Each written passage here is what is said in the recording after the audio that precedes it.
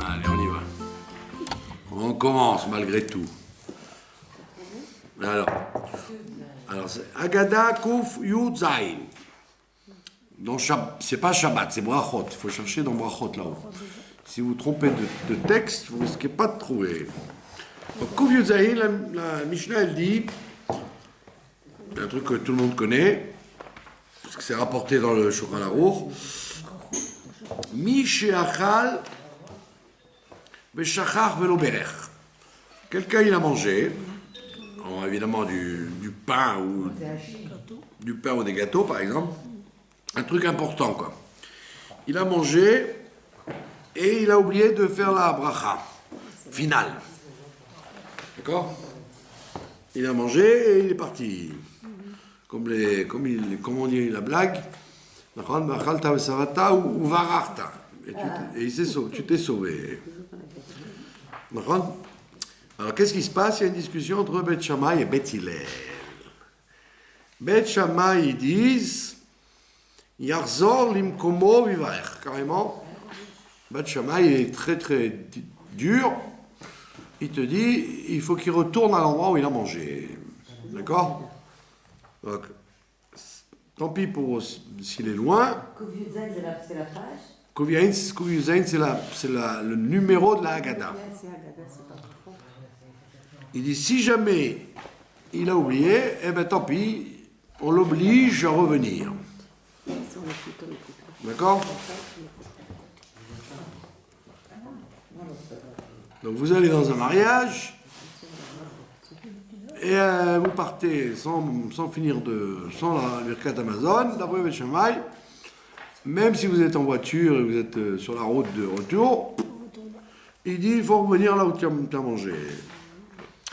Et Beth Hillel, ils disent Yevarer bemakom sheniskar. Il dit Beth Hillel est plus gentil. Il dit qu'il a qu'à faire le Birkat Hamazon à l'endroit où il se rappelle. Ouais, si vous cherchez mieux, c'est Perek Shmini, si ça vous aide. Perek Shmini et la Haggadah Kouf Yud Zayin. Donc il y a discussion. Beth Shammai, il est rigoureux, comme d'habitude. Il dit, tu reviens à l'endroit, je ne veux pas le savoir. Et Beth Hillel, il dit, non, là où tu as la station du bus ou dans la voiture, fais quand tu t'en rappelles. La Gemara, elle pose la question. Elle dit, comment on fait alors, comme Beth Hillel ou Beth Shammai? Alors elle amène une histoire avec deux élèves. Donc c'est bien après. Beth Shammai. Quand on raconte l'histoire, quand on vous raconte dans la Gemara, la Mishnah, etc., ça dure des siècles. C'est pas un jour. Ça a duré très très longtemps la discussion. Alors, un jour, il y a eu deux élèves. Et un, il a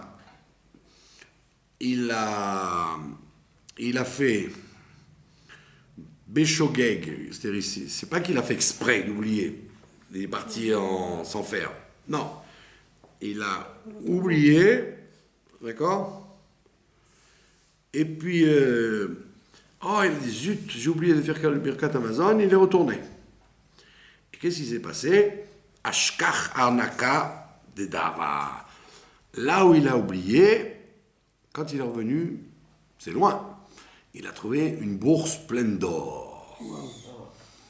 Donc il a dit, ça valait le coup de faire comme Beth Shammai, sinon il n'aurait pas trouvé la bourse pleine d'or. Et par contre, un Chalavad Bemezid, il y en a, il a fait exprès. Il a dit, puisque ça, Beth Hillel, il permet de faire où on est, je ne fais pas, je n'ai pas envie de faire maintenant. Les serveurs, ils ont débarrassé la table, il n'a pas envie de faire son Birkat Hamazon au milieu des tables, la lumière éteinte bien dans la salle. Il dit, bon allez, moi, a priori, quand je partirai, j'irai faire le Birkat Hamazon là où je serai. Tant pis pour Beth Shammai, je vais comme Beth Hillel. C'est-à-dire là, il n'a pas fait exprès, et il malgré tout retourné comme Beth Shammai, et l'autre, il a fait exprès de faire comme Beth Hillel. D'accord? On fait souvent ça, par exemple, à Purim. Pourim. Le matin, vous faites Netila, comme ça vous faites Motzi avant midi. Et puis après, vous gardez du pain avec vous et vous allez d'une maison à l'autre. Et jusqu'à la nuit de Pourim, et vous faites Birkat Amazon à la fin. Mais là-bas, c'est différent parce que vous amenez du pain avec vous. Donc vous avez a priori décidé que votre repas, il se fait en plusieurs étapes. On ne parle pas de ça, on parle de quelqu'un qui avait décidé de manger, il avait complètement oublié le Birkat Amazon, et c'est quand il s'en va qu'il se rappelle. D'accord? Birkat Amazon encore, c'est dur d'oublier, mais il a mangé des gâteaux, par exemple. D'accord? Il est dans un mariage, il n'a pas voulu faire motzi, il a mangé du maisonnote, il s'est bourré la tête, il s'est bourré de viande et de salade, et il dit, bon, de toute façon, c'est la michia, j'ai pas de problème. Et puis, sauf, il oublie et il s'en va. Alors lui, c'est le même problème. La michia et birkat, c'est pareil, c'est aussi important. Bourrer les fachot, c'est le plus facile. Bourrer les fachot, où que vous en rappeliez, vous pouvez faire. Vous avez bien un verre d'eau à la maison, un jus de fruits, et vous partez. Ouf! Et dans le bus ou dans un bureau, vous dites, oh, j'ai oublié de faire des fachot ce matin. Ben, vous pouvez le faire là où vous êtes. C'est pas important, les fachot. Donc il n'y a ni temps, ni lieu. C'est très facile, les fachot. C'est le plus facile. Mais l'autre, comme c'est important, on te dit, il faut un temps précis et il faut un endroit précis. Donc lui, le deuxième, regardez bien la suite, il a dit, puisque Beth Hillel, il n'est pas tellement embêtant, ben, je vais faire les khatrila comme Beth Hillel. C'est-à-dire, je vais manger en disant que je fais le birkat ailleurs. Voilà. Qu'est-ce qui lui est arrivé à lui? Eh bien, qu'est-ce qu'il a fait? Là où il a fait birkat, un lion l'a mangé. Alors, qu'est-ce que tu vas déduire de là? Il faut faire comme Beth Shammai. Parce que tu risques de retrouver une bourse de pleine d'or. Alors que si tu es comme Beth Hillel, tu risques d'être mangé par un lion. C'est une histoire extrême, c'est très extrémiste. Bon, c'est deux élèves. Il y a deux élèves à qui c'est arrivé. On ne raconte pas leur nom d'ailleurs. D'accord? Mais de là, on voit que apparemment, c'était pas tranché, quoi. C'était pas tranché comme l'un comme l'autre. C'est pour ça que chacun il faisait ce qu'il voulait. On celui qui a été rigoureux, ben, il a gagné. Et celui qui a été allégé, il s'est allégé la vie, ben, un lion l'a mangé. D'accord? Bon, maintenant, un peu plus tard, qu'est-ce qui s'est passé? Il y avait un Amora, il s'appelait Rabba Bar Chana. Très connu, on le voit très souvent. Rabba Bar Chana, il était en route, il marchait. Évidemment, à l'époque, il marchait à pied. Il n'y avait pas de transport rapide. Tu marchais avec la caravane. Donc, tu avais tes bagages sur le chameau ou sur l'âne. Et toi, tu marchais à pied. Avec les riches qui avaient des calèches et des carrosses et des... Mais les gens pauvres, bah, ils prenaient la caravane comme tout le monde. Et donc, ils marchaient tranquillement à pied. Et ils suivaient la caravane. Caravane des charrettes. Achal, veishteli velaberir. Donc il a mangé et il n'a pas fait le Birkat Amazon. D'accord? Il a compté sur le fait qu'il était dans la caravane, donc il va dire je continuerai à manger et quand j'aurai fini, je ferai le Birkat là où je serai. Pourquoi? Parce que je te dis, il a demandé, est-ce que vous m'attendez? Est-ce que vous êtes prêts à m'attendre? Ils ont fait une pause. Comme des fois ça vous arrive quand on fait des circuits touristiques. L'autocar, il s'arrête chez Rabbi Meir. Et il vous dit, dans 20 minutes précises, je démarre. Débrouillez-vous comme vous voulez. Alors il y a des gens qui traînent. D'accord? Ils traînent les toilettes par-ci, les kiosques par-là, le coca, la cigarette, le café, nanana. Et ils traînent, les 20 minutes sont passées. D'accord? Alors, si le chauffeur il est gentil, il dit hop, hop, hop, je démarre.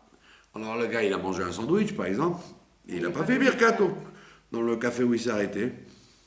Alors il monte, et là il est bien obligé de faire comme Métilel, celui-là. Il ne va pas rester à Tibériade sans bus, sans rien. Donc lui, il a eu au moins l'intelligence de demander au chef du voyage. Il dit, moi là, j'ai mangé, je voudrais faire Birkat, est-ce que vous m'attendez? Il a dit, non, on ne t'attend pas. Ah, on ne t'attend pas? Alors il est parti avec... et donc il n'a pas fait le Birkat. Bon, je ne vous parle pas de celui qui fait le Birkat, la main sur la tête et qui marche. On ne parle pas des gens qui se moquent du monde. Il y a des gens comme ça. Ils ont fini de manger, comme ils n'ont pas de chapeau, alors ils mettent la main sur la tête. Comme ils n'ont pas envie de s'asseoir, alors ils marchent. Et vous croyez qu'il lit un prospectus de téléphone, en réalité il fait le birkat. Debout et en marchant. Et... on ne parle pas de ça, on parle des gens sérieux, qui s'assoient, qui va faire Maïm Macharonim, et il prend son temps. Alors lui, le capitaine de la caravane, il a dit, moi je t'attends pas. On n'a pas le temps de t'attendre, il y a les lions, il y a les voleurs, il y a la nuit, on roule. Donc il est parti sans bracha. Et il a dit, Echi évite, comment je vais faire? Comment je vais faire? I amina lehu d'inchel le baruche. Si je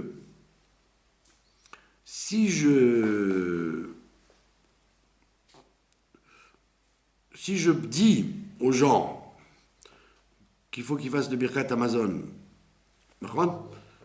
donc que tout le monde doit attendre en fait, il n'y a pas que moi, je vais dire aux gens, Rabotai, on va faire le Birkat avant de partir.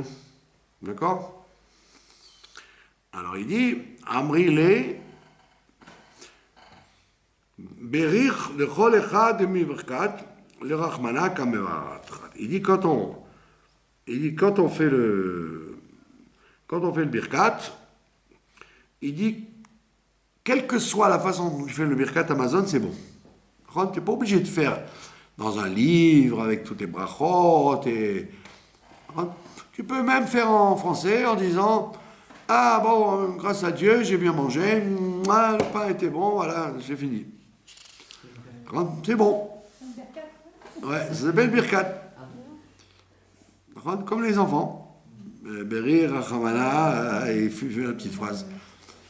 Une personne qui ne sait pas, alors tu dis, bon alors fais, allez, dire merci mon Dieu, j'ai bien mangé, ouf. Ah, je me sens bien, maintenant j'ai bien mangé, merci mon Dieu. D'accord? Alors il dit, c'est mieux, si c'est comme ça, de leur dire à tous de faire. Ça ne mange pas de pain, c'est le cas de dire. Puisque c'est très court. Tu tapes sur la table, tu dis, voilà, allez, dites ensemble. Merci mon Dieu, j'ai bien mangé, à la prochaine. Il dit, là, ça vaut le coup de dire à tout le monde de faire. Inchai, Yonad Dava. Il dit,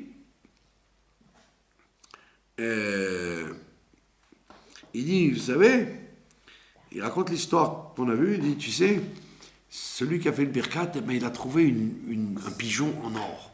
Oh là. Alors tous les gens disent, oh, alors ça vaut le coup, allez, venez, on fait le Birkat, on va devenir riche. Il a su attirer le public. D'accord? Faites le Birkat et vous allez devenir riche. Vous allez trouver celui qui a fait le Birkat, il a trouvé un pigeon en or. D'accord? Alors, à Marléou, il leur a dit, Antrouli, le Inchai Yona de Dava. Il dit, laissez-moi, restez ici avec moi, ne partez pas sans moi. Les gens, ils avaient peur. On connaît l'histoire de, comment il s'appelait? Le rabbi Raphaël Ankawa, qui était sur une route avec une chaïra, et c'était les Arabes, le capitaine et ceux qui dirigeaient la caravane, et ils l'ont pas laissé. Ils ont dit non, on n'a pas le temps de t'attendre. Et ils sont partis. Et quand ils sont partis, la nuit est arrivée, il y a un lion qui est arrivé. Et il voulait le manger. Et lui, il a fait un rond autour de lui. Et il a dit au lion, tu rentres pas dans le rond. Et le lion, il a pas bougé. Et après, le Shabbat est arrivé. Il est donc été obligé de rester Shabbat. Le lion l'a attendu. Et après le Shabbat, le lion il a tendu son dos. Et il est monté sur son dos. Et il est arrivé plus vite que la caravane. Parce que le lion... Et les gens l'ont vu avec sur le dos d'un lion. Plus vite et sans être mangé par le lion. Donc ça, c'est ce qu'on appelle une pointure. Il faut avoir la carrure de Rabbi Raphaël en Kawa.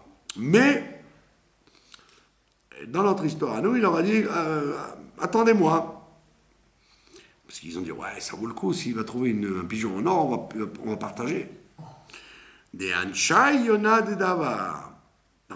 Parce que les gens, ils veulent une. Il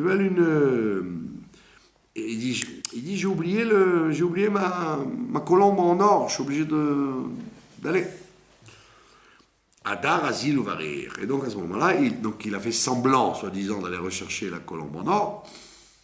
D'accord? Et il a été faire le birkat en cachette. Mais Ashkar Yona de Dava, et comme le bon Dieu, il ne voulait pas qu'il soit un menteur, que les gens vont dire, ah, tu nous as roulé, hein? Tu as fait semblant de nous ramener un pigeon en or. En vérité, c'est parce que tu avais une course à faire là-bas. Donc tu es un menteur, les Juifs, c'est des menteurs. Donc pour pas qu'ils mentent, Dieu lui a fait un nes qu'il a trouvé un pigeon en or, effectivement, là où il a fait le birkat. On est compte? Pour pas qu'il soit menteur. Donc on lui a fait le même nes que le monsieur de Beth Shammai. Donc apparemment, d'après ces histoires-là, il faut faire comme Beth Shammai. Que si ça te dérange, ben, sois rassuré parce que tu vas trouver un trésor là, si tu reviens là où tu as fait birkat. Ou Maïshna Yona. Alors maintenant la Gemara demande pourquoi. Tout à l'heure on a vu que le monsieur de Beth Shammai, il avait trouvé une bourse. Arnaque. Il avait trouvé une bourse en or. Pourquoi lui, Rabba Bar Chana, il a trouvé un pigeon en or? Pourquoi il a parlé d'une colombe? Une colombe, un pigeon? Pourquoi il a fait cette différence? Pourquoi il n'a pas dit que le même miracle qu'il y a eu avec la bourse de l'élève de Beth Shammai, j'aurais le même miracle, une bourse? Pourquoi un pigeon? C'est un Tunisien qui fait des pigeons? Non. Alors il a dit Dinkat Mishum de Matla Knesset Kriyona. Il dit parce qu'en vérité, il a voulu donner une allusion. C'est écrit dans Teilim. Par contre, les Teilim, il a écrit Kanfe Yona Nerpa Bakesef. Les ailes de la colombe, les ailes de la colombe valent mieux pour se sauver que de l'argent. C'est-à-dire que la colombe, elle n'a pas de force. C'est pas un aigle ou un corbeau. Elle n'a pas de force. Vous voyez, quand vous regardez un peu à Jérusalem, il y a des chats qui guettent les pigeons et les colombes pour les attraper. Et si elles ne font pas attention, hop, elles se font radicalement manger par les... Pourquoi je ne dis rien? Parce qu'ailleurs, on ne les voit pas trop. Là, vous les voyez, ils n'ont pas peur. Ils n'ont peur de rien du tout. Vous voyez, les gros chats, comme ils ont peur des corbeaux, alors ils s'attaquent aux colombes. Aux colombes et puis aux pigeons, quoi. Ailleurs, c'est différent parce que les toits sont très hauts. Donc les chats, ils ne peuvent pas monter sur les bâtiments de 8 étages en France. Alors que là, comme c'est bas, ils montent sur le toit et ils font semblant de marcher lentement et hop, ils attrapent les pigeons et les colombes. Ils n'ont pas pitié. Donc la colombe, la pauvre, elle n'a rien. La seule chose qui la protège, c'est ses ailes. Elle vole très vite. Pas comme une poule qui n'arrive même pas à bouger. La colombe, tout de suite, hop, elle se sauve très vite. Donc c'est ça qui la sauve. C'est ses ailes. Alors il dit, Ma Yona Einam nitzolet ela bechanfea. Comme la colombe ne peut se sauver que grâce à ses ailes, Af Israël, Enan nitzolin ela bamitzvot. Les Juifs ils se sauvent grâce aux mitzvot. D'accord? Donc les mitzvot, ça a une ségoula, ça a une capacité de nous sauver. Donc c'est pour ça qu'on a voulu donner cet exemple. Que toi, tu crois que tu vas trouver de l'or parce que tu as fait une mitzvah. Il dit, c'était une colombe en or, c'est-à-dire que ça t'a sauvé et en même temps tu es devenu riche. Donc il y a en même temps un aspect de sauvetage et en même temps un aspect d'enrichissement. Alors vous allez dire, c'est pas très le Shem Shamaim tout ça, d'accord? C'est pas très le Shem Shamaim. Pour t'attirer à faire la mitzvah comme il faut, on te promet de l'or si tu fais le birkat là où tu as mangé. D'accord? J'aurais pu dire, je ne veux pas le savoir. Le Shama, il dit, tu as oublié, tu retournes. Peu importe ce que tu as trouvé là-bas. Et là, on voit dans deux histoires que de faire comme Beth Shammai, ça rend riche. D'accord? Et pourquoi on a parlé on n'a pas parlé de n'importe quelle mitzvah. Alors, on n'a pas parlé du Lulav ou du Chanoukia ou de Megillat Esther. Il a parlé du Birkat Amazon. Il dit, alors c'est classique, parce que le Birkat Amazon, c'est une ségoula pour devenir riche. Pourquoi? Parce qu'on dit, si celui-là, quand il mange, il fait bien le Birkat Amazon, alors ça mérite que je lui donne de quoi acheter. S'il fait n'importe comment le Birkat Amazon, bah, tant pis, qu'il se débrouille, je lui donnerai pas au lieu d'acheter des steaks avec du pain, il achètera des bombas. Je lui donnerai 2 shekels, qu'il se débrouille. Alors, donc, ça veut dire que le birkat Amazon, il est en fonction de ce que tu as mangé. Pour faire un birkat Amazon, il faut avoir bien mangé. Si tu as mangé n'importe quoi, il n'y a pas de birkat. Un verre de coca et un paquet de bisli, c'est pas un repas.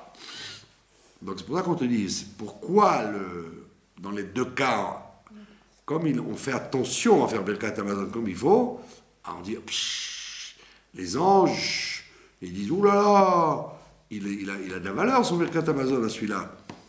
Donc on va le rendre riche pour qu'il puisse faire plus souvent Birkat Amazon. D'accord? Donc on voit qu'il y a deux aspects à la colombe, à l'exemple de la colombe, que ça protège et que ça, elle est en or.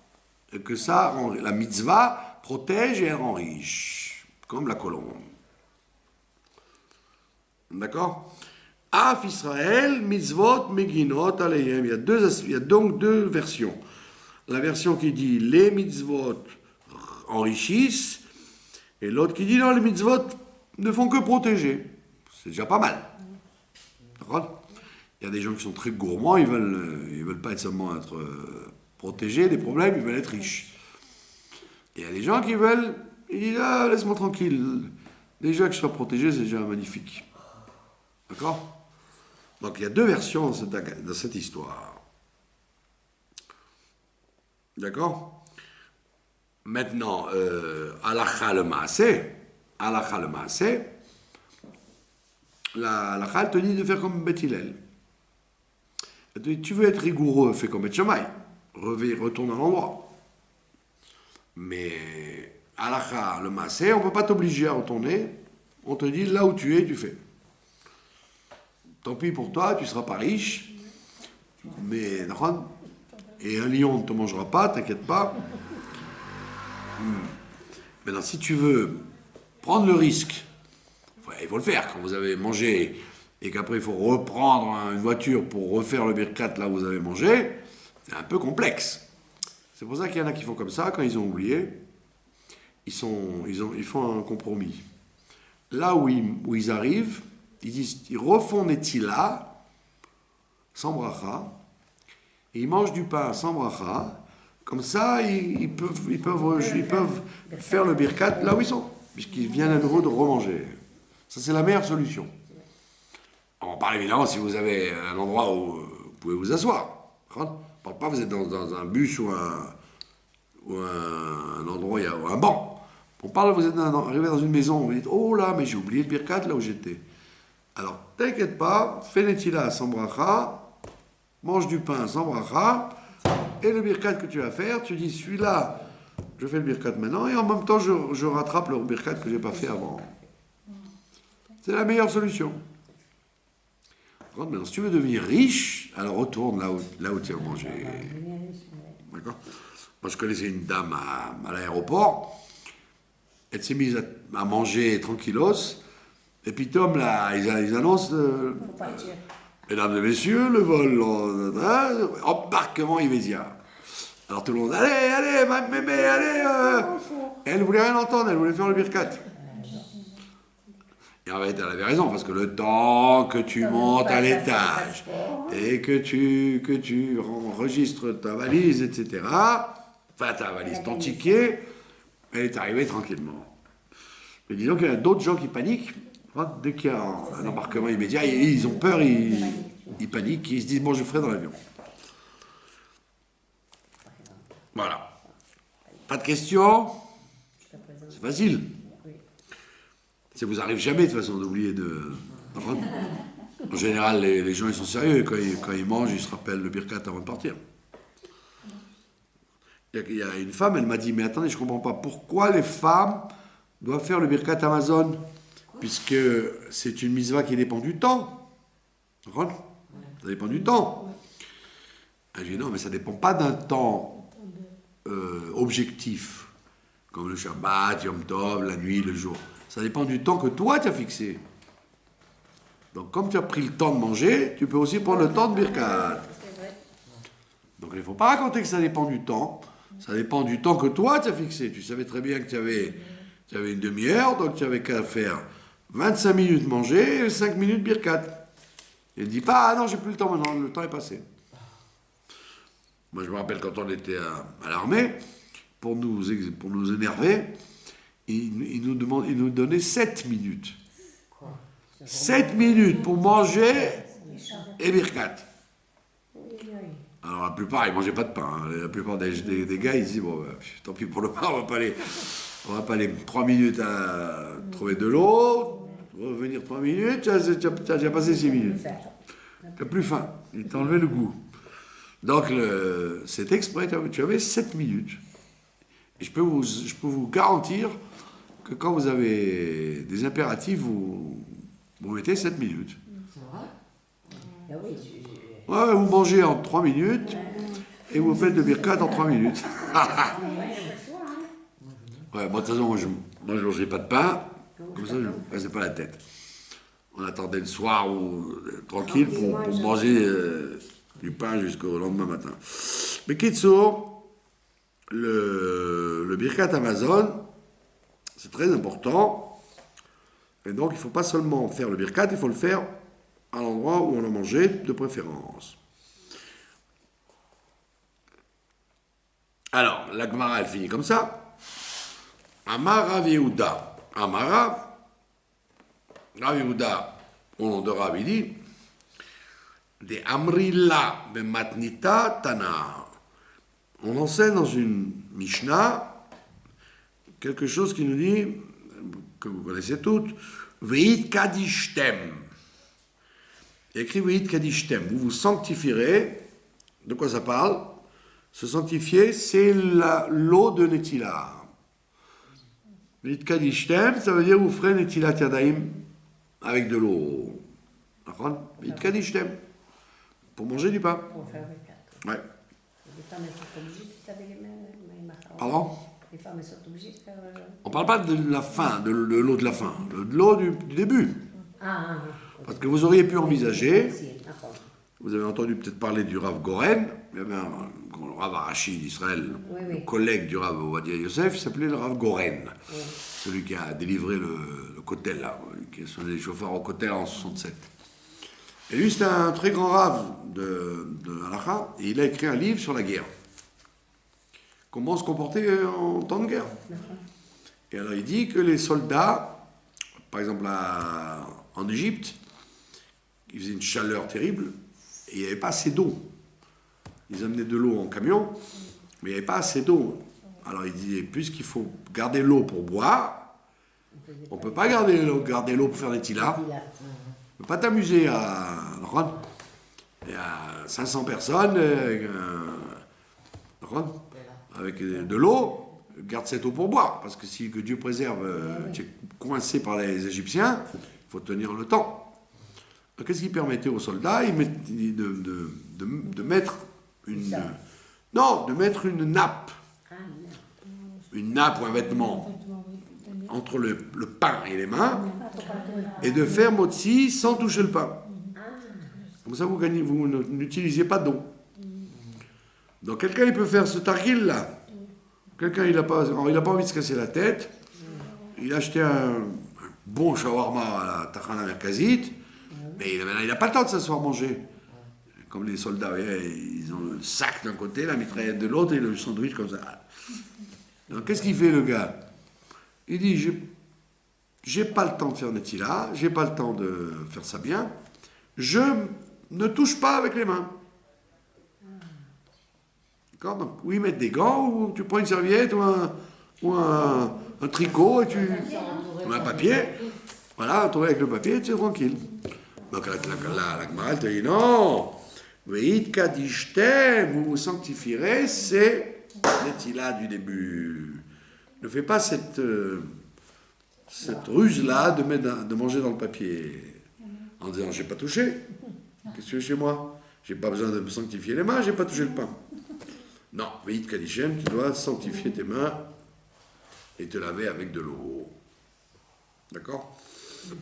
Il y en a comme ça, quand ils font à la hache, quand ils font des pique-niques, comme ils n'ont pas assez d'eau pour boire et manger, alors pour boire et netila, alors ils font le coup du papier. C'est pas très richamaïm.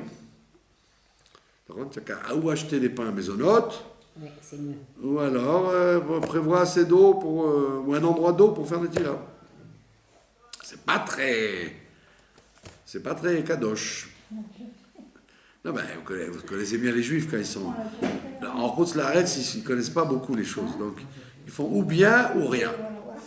Mais là, comme ils sont malins, qu'ils ont appris, ils ont dans les chivotes, ils connaissent bien les trucs, ils ont toujours des ruses derrière les fagots. Le honte est sorti.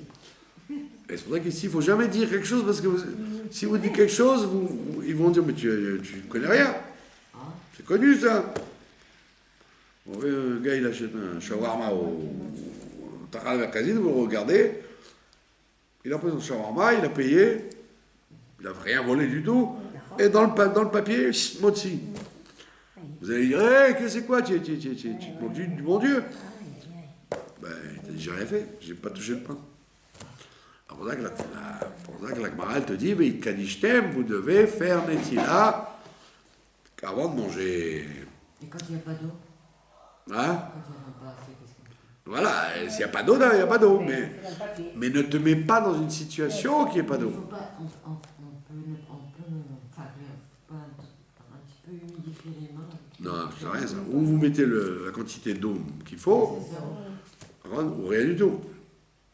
Bon, en général, dans tous ces magasins, il y a un robinet. C'est vrai, hein. Partout, il y a des robinets, même à Dimona, à Tel Aviv. Dans tous les magasins, ils ont des falafel, il y a un robinet pour les gens qui veulent se laver les mains, c'est pas shoot.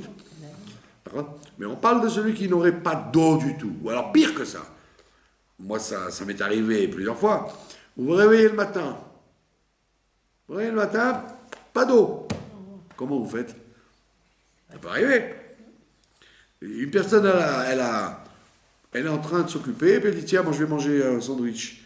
Alors, instinctivement, d'accord, elle dit, bon, allez, Netila, je vais manger un sandwich. Coupure d'eau, par surprise. Comment vous faites? Ça arrive, d'accord? Donc, qu'est-ce que vous faites à ce moment-là? Si vous n'avez pas une bouteille dans le frigidaire ou une bouteille d'eau minérale, qu'est-ce que vous faites? Alors, au pire des cas, vous faites comme ça, le coup du papier.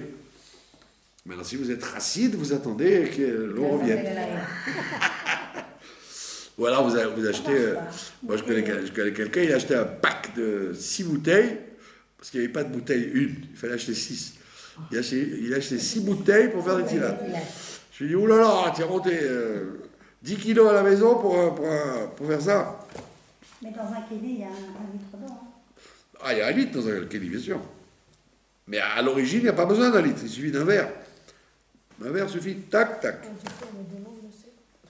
Donc on parle, vite Kadishtem, vous vous sanctifierez, c'est les eaux, les premières eaux de Netila. Maintenant, Vitem Kedoshim, et après il y a écrit Vitem Kedoshim, et vous serez saints. Ça, c'est les Maïm Acharonim. C'est l'eau de la fin du repas. D'accord? Maintenant, bon, il y a une grande discussion si les femmes doivent faire Maïm Acharonim ou pas. Il y en a qui disent aujourd'hui, comme il n'y a plus de sel de Sodome, on n'embête pas trop les femmes avec ça. Bon, il y a des femmes chassides qui font toujours, même Maïm Acharonim, surtout qu'aujourd'hui, bon, Hachem, on a de l'eau courante. C'est pas comme à l'époque, il fallait réfléchir qu'il fallait faire avec l'eau. Il y a une histoire avec le Chafetz Chaim. Le Chafetz Chaim, il avait l'habitude de se laver les mains 3 fois. Et puis un jour, ils ont vu qu'il a fait les tilas avec rien qu'un peu d'eau. Et ils ont dit, pourquoi qu'est-ce qui t'arrive? Tu es moins religieux qu'avant? Il dit non, parce qu'il y a énormément de monde qui doit faire des tilas. Il n'y aura pas assez d'eau dans la bassine pour tout le monde. À l'époque, c'était... Il n'y avait pas l'eau courante à ce moment-là. C'était une grande bassine, et on prenait de l'eau et chacun faisait des tilas. Mais comme il y avait un monde fou, ça devait être un mariage ou une grande fête. Il n'a pas voulu utiliser trop d'eau pour ne pas handicaper les gens qui étaient derrière. Mais ça, c'est à l'époque et maintenant. Alors maintenant, il n'y a plus besoin. Maintenant ça, bon, Hachem, il y a le robinet. Mais c'est valable s'ils le font mal. C'est mal, si c'est pas possible. Non, il faut apprendre aux gens à faire bien, parce qu'il n'y a aucune raison aujourd'hui de faire les choses mal. Il y a tous les moyens de faire bien. Quand je suis arrivé à Guillot, je vous ai raconté, quand je suis arrivé à Guillot, nous à Paris, on laissait les robinets ouverts, parce qu'on ne payait pas l'eau. On ne payait pas l'eau, ça faisait partie des charges de la maison. Mais ici, on paye l'eau. Alors j'étais dans une famille, et puis je parlais, et j'ai laissé le robinet ouvert. Je lui ai dit, tu comprends, nanana, et puis il vient, il fait, pam, il ferme le robinet. Je lui ai dit, qu'est-ce qui lui arrive celui-là?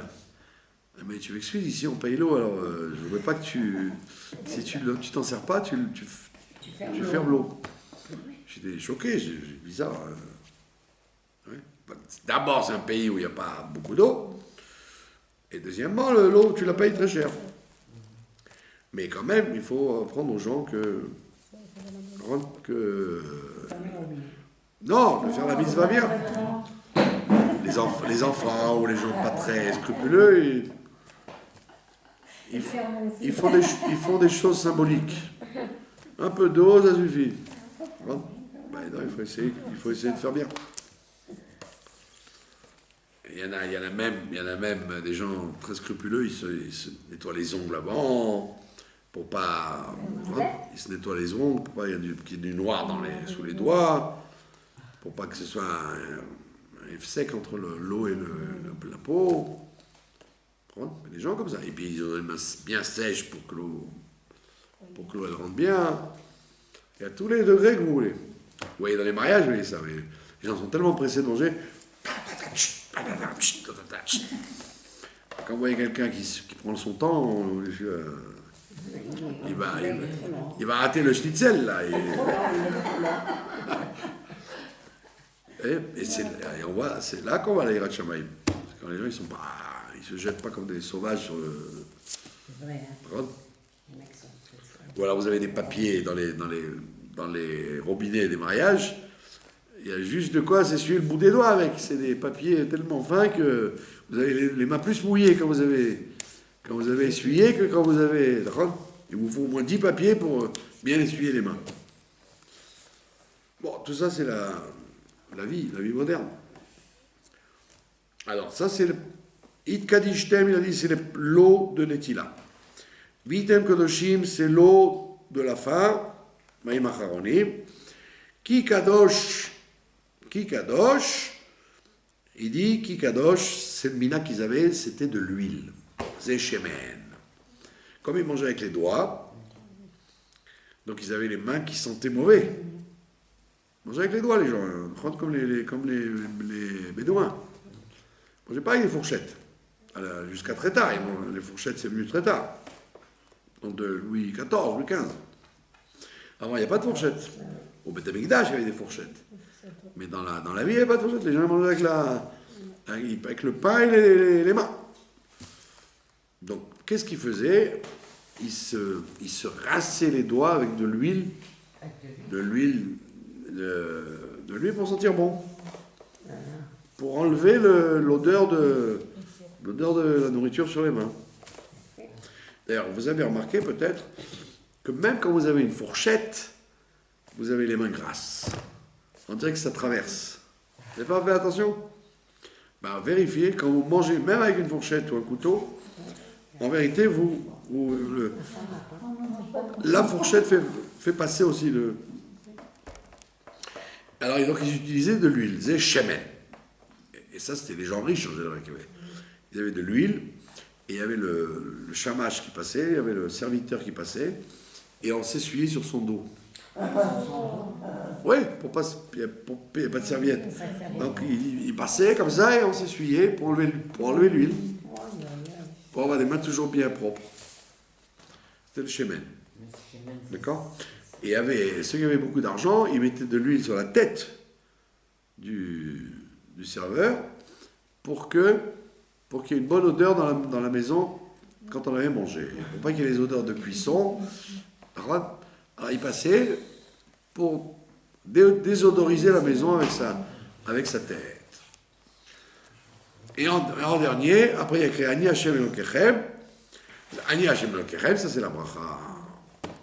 Donc on voit qu'il y a une allusion dans le livre de Vaïkra où tout le processus de Netila commence là avec comment... Voilà. Maintenant, si vous voulez un petit remèze avec Rabbi Shimon,